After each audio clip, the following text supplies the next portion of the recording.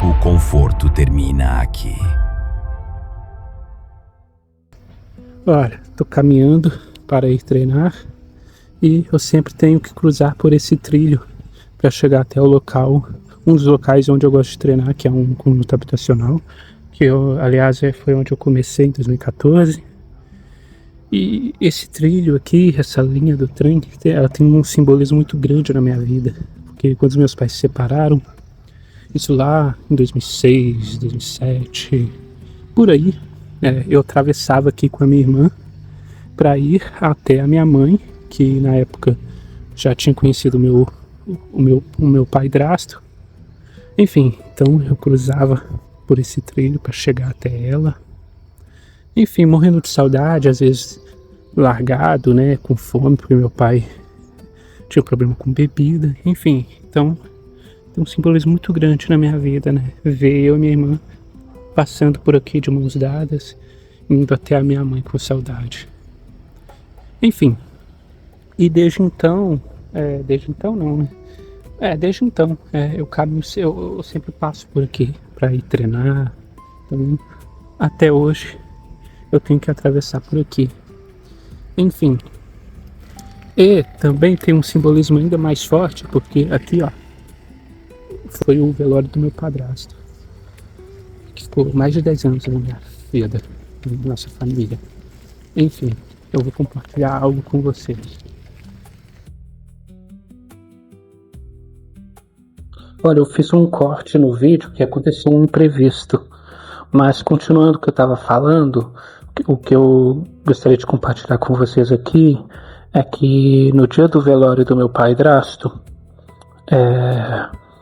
um conhecido dele, um amigo, entre aspas, do meu padrasto, né, sentou ao meu lado e ficou ali, né, em silêncio. E de repente ele me falou algo que parecia óbvio, mas que, enfim, ele falou assim: a morte é comum, mas ninguém se acostuma. A morte é comum, mas ninguém se acostuma. Ele falou isso pra mim e eu nunca mais esqueci aquela frase. Porque, e daí eu te pergunto, né, o que essa frase ecoa sobre o ser humano? A morte é comum, mas ninguém se acostuma.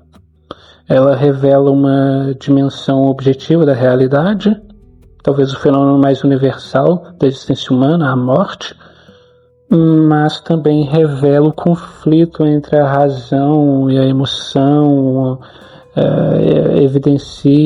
denuncia também a singularidade, né? Cada pessoa perdida, ela é insubstituível para alguém. Então tem essa ambiguidade, esse contraste, né, da dimensão objetiva da realidade, né, essa coisa da natureza, da vida, essa coisa brutal, implacável, e tem essa coisa da consciência humana, né? A gente tem consciência da finitude, do fim, e a gente antecipa um sofrimento por isso, né? E como a morte, como símbolo, ela escoa, né, pela cultura, religião, arte, etc., né, como ela circula por tudo, e a morte, né, como sendo algo intrínseco, né, como sendo algo iminente, né, que atravessa o tempo, civilizações, algo que obviamente sempre existiu, né, a morte. Eu fico imaginando a morte como sendo o pilar de muitas coisas, sabe? Não necessariamente um pilar central, mas um pilar importante para tudo, assim, sabe? A morte, a morte, a morte, morte, morte. Fico me perguntando quando a gente toma consciência da morte. Mas enfim, tocando no que eu falei sobre singularidade, né? Cada pessoa perdida, ela é insubstituível para alguém. Então toda vida é absoluta e toda perda é absoluta. Eu já ouvi comentários do tipo: tem poucas visualizações. Creio que não na má fé, não de forma maliciosa, mas eu já ouvi, né, cara? Mas tocando nisso que é a singularidade, né? Toda vida é absoluta, né? Para quem acredita em alma, há uma alma ali, há uma história, obviamente, uma história é fruto de uma árvore genealógica, sabe? Então é algo absoluto, né? Toda vida ela é valiosa, entendeu? Então se tem 10 pessoas assistindo, são 10 vidas absolutas, 10 histórias, 10 almas, 10 famílias, 10 filhos, 10 pais, 10 irmãos, 10 namorados, 10, sabe? 10 pessoas, cara. Então, se é 100 pessoas assistindo, uau. Se são 200 pessoas assistindo, são 500. Uau, 500 vidas, 500 histórias, 500 almas. Então, você pode enxergar dessa forma ou enxergar de uma forma mercantilizada, estatística, e comparar isso com os outros e evocar que 100 visualizações não é nada, 500 visualizações não é nada, né? Você pode evocar isso, né, comparando com outras pessoas, mas se você ter um olhar diferente disso, um olhar que não é estatístico, que não é enviesado nesse sentido, né, pensando em dinheiro, sendo mais objetivo, há ali, como eu disse, várias almas, várias histórias, vários absolutos, né? E que quando você considera isso, deixa de ser só sobre você e o fim que isso vai tomar, né? Seja no seu bolso, na sua reputação, mas passa a ser também sobre um propósito, né? De iluminar outras pessoas, né? Seja por meio da sua dor ou por meio de uma solução, né? Seja compartilhando um sofrimento, seja compartilhando uma dica, algo educacional. E o meu canal tem muito disso, né? O meu conteúdo é educacional e o meu propósito que é iluminar as pessoas, seja com uma dica, seja com algo que eu aprendi, passando conhecimento daquilo que eu gosto, daquilo que eu pratico, ou até mesmo com um papo mais pessoal, intimista, introspectivo, filosófico e tal. Enfim, o treino de hoje foi treino de bíceps. Eu trabalhei com 2 exercícios: chin-up com as pernas dobradas, né? Barra supinada com as pernas dobradas. Numa barra baixa, foi por isso que eu fiz com as pernas dobradas, o que te dá mais estabilização, então inibe ali qualquer força de compensação que você possa ter tendência, né, a fazer, né, como na barra, com o corpo esticado, você pode balançar e assim gerar compensações para fazer aquilo que a gente chama de repetições forçadas, repetições roubadas. Então quando você dobra as pernas, você deixa a coisa mais estável. E isso evita essas compensações, beleza? Então é algo que, por dar essa estabilidade, pode ser relativamente mais fácil ou mais difícil.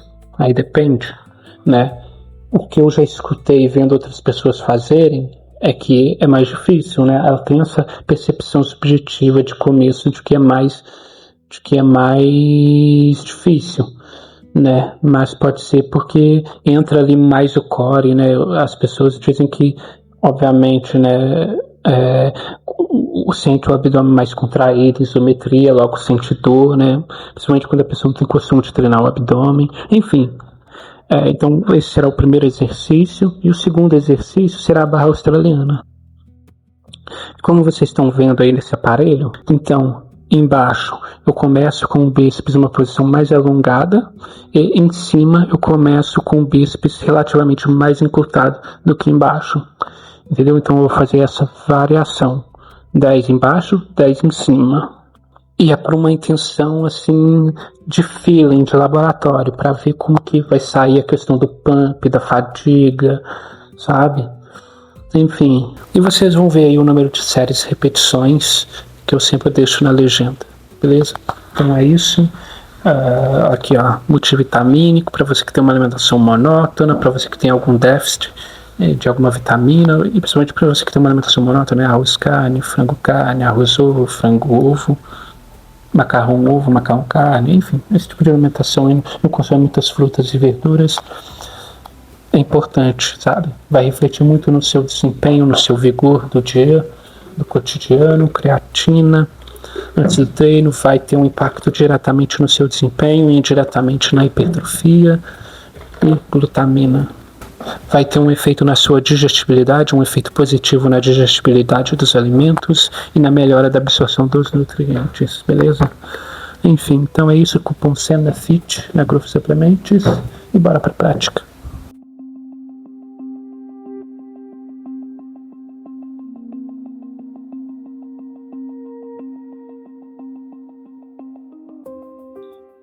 Cara, eu não sei quanto isso que pesa não, deve ser, sei lá, 10 quilos em média, ou no máximo, sei lá. Mas é bobo para a maioria das pessoas, mas eu tenho um primo sedentário muito magro e que ele não conseguiu fazer isso aqui com facilidade não, cara. Ele não conseguiu fazer 10 repetições com isso, muito menos com uma perna só. Então parece bobo, mas para quem tá começando, dependendo do nível de partida, do nível de sedentarismo e tal, de força e tal, já é algo significativo que não é bobo, né? Porque provavelmente numa academia, na cadeia extensora, ele colocaria um peso equivalente para progredir, né? Então ele poderia muito bem começar aqui, ó. Alguém no nível desse meu primo que eu tô citando como exemplo. Ó, vou até mapear algumas variáveis aqui para vocês verem como vocês podem variar estímulos, ó. Então se esse aqui é o seu normal, ó, se essa é a sua velocidade normal, ó, 2 pernas é o normal, nessa velocidade é o normal. Chegar um momento que você vai se adaptar a isso vai ser muito fácil. E você vai ter que progredir basicamente aumentando o número de repetições ou séries. Ou podendo adicionar carga aqui. Mas tirando esse fator da equação, né, o mais óbvio seria aumentar o número de repetições, né? Mas outras coisas para além disso, né, que você pode fazer para dificultar o treino, sem necessariamente aumentar o número de repetições, aumentando muito pouco, é tornando unilateral. Então já não vou fazer mais com as 2 pernas, vai ser com uma só. Na mesma velocidade. E das 2 formas, unilateral ou com as 2 pernas, é diminuir a velocidade, então aumentando o tempo sob tensão. Então eu vou explodir na subida e vou frear a descida, frear o alongamento. Ó, vou explodir na subida e frear a descida. Explodir na subida e frear a descida, que você está aumentando o tempo sob tensão. Porque na subida você tem que vencer a gravidade atuando sobre o peso, né? Então, querendo ou não, você vai ter que fazer força aqui, ó. Isso não depende de você.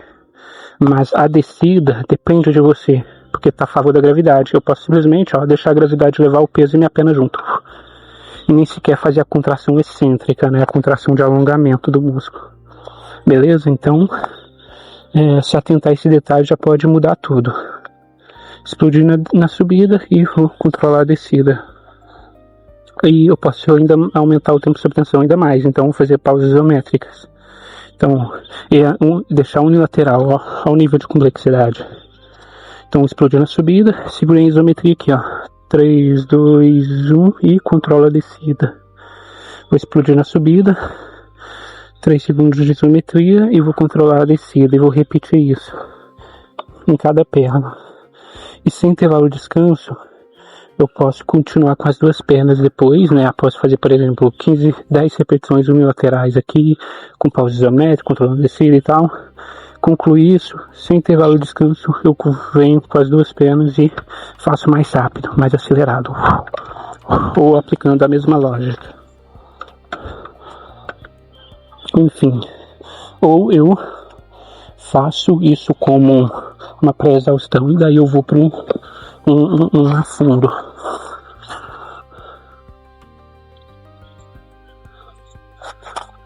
Então, beleza? Ou eu começo do afundo e venho pra cá esticando o chiclete aqui.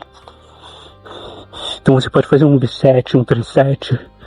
Então olha um monte de coisa que você pode aplicar para dificultar o exercício. E o treino, né? A sessão de treino aqui com ênfase em quadríceps. Isso sem falar de cluster set, né? Séries em bloco. Então, por exemplo, eu posso ter em mente aqui fazer 100 repetições em 5 blocos de 20. Então eu faço 20 repetições, fiz 20, vou descansar 10 segundos no máximo e vou fazer mais 20. Vou repetir esses 5 blocos descansando no máximo 10 segundos até concluir a 100. Enfim, então há muitas técnicas que você pode aplicar e é um exemplo aqui didático para vocês.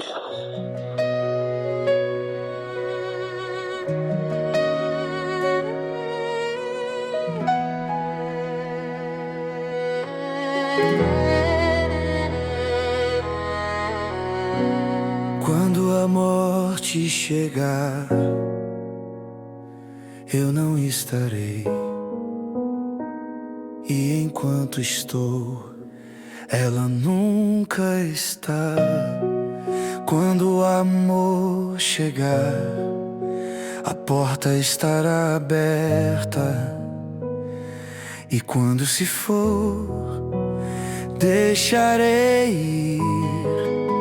E se a tristeza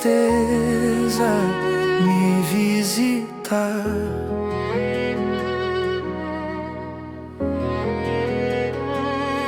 abrirei as janelas pro que entrar, sair. Vou recomeçar depois de qualquer fim.